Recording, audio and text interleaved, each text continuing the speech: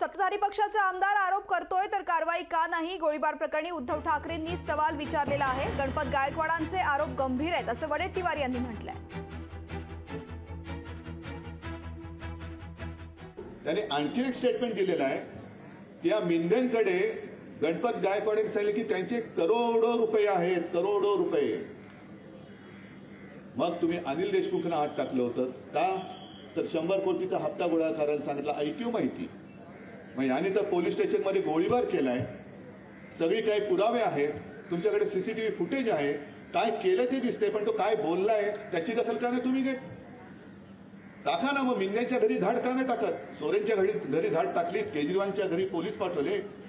मग एवढे ढळढळीत आरोप जर भाजपचा म्हणजे सत्ताधारी पक्षाचा आमदार करत असेल तर सत्ताधारी पक्षाच्या आमदार सुद्धा काही किंमत नाहीये।